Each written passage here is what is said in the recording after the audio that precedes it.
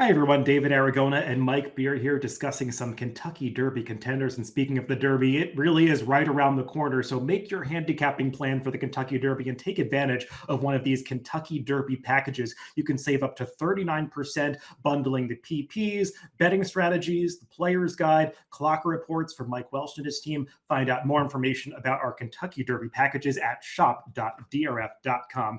Mike, let's focus on Kentucky Derby contender Grande, the runner-up in the Wood Memorial. And he is one of the more lightly raced members of this prospective Kentucky Derby field, only making the fourth start of his career in the Kentucky Derby. He only made a stakes debut in that Wood Memorial. And we'll take a look at the stretch run of that race. And he couldn't get close to couldn't get close to Rodriguez at the end, but Grande was wide around both turns and certainly covered way more ground than that eventual winner of the race. And I thought showed some likable qualities for a horse that was just making the third start of his career.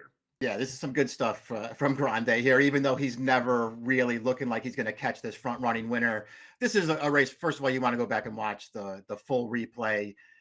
Just because Dylan Davis, who was riding this day, just really couldn't get this horse forward. He just got hung very wide around the first turn and then stuck wide all the way around the track. That was a very likable performance, David. I can't say that I like the Wood Memorial as a race overall, but this horse ran really well in there.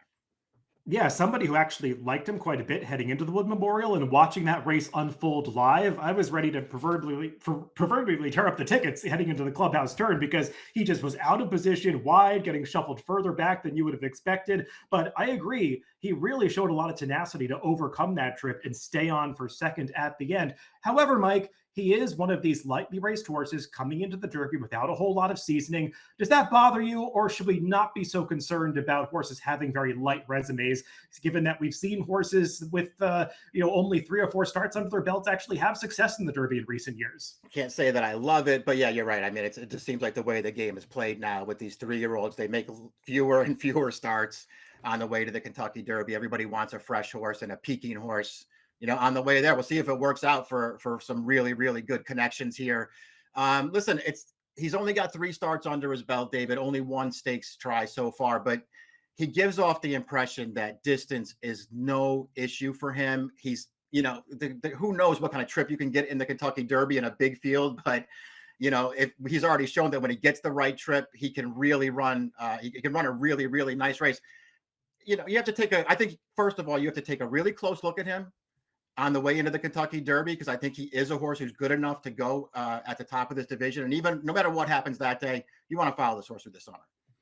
I agree with that. This is a horse, regardless of what happens in the Derby, has shown real potential. And as long as the Derby is not too negative of an experience for him, he's a horse that I think you do want to follow down the line. Mike, I did see some reporting, I think, from our colleague Dave Grande, that Todd Pletcher is making a slightly unconventional move with this horse and only working him 1 time between the Wood leading into the Kentucky Derby. Most of these horses get 2 to 3 works during that time period. Is that something that bothers you a little bit, or should we just trust in trainer Todd Pletcher?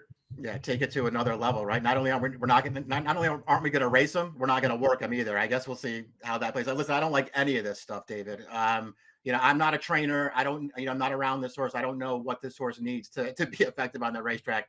I'll just say that I hate all of it. Grande definitely is one of the more intriguing contenders heading into this Kentucky Derby, just given how little we know about him so far. Well, those are our thoughts on Kentucky Derby contender Grande, but we want to hear from you. Drop us a comment and let us know what you think of this Todd Pletcher trainee heading into the Run for the Roses.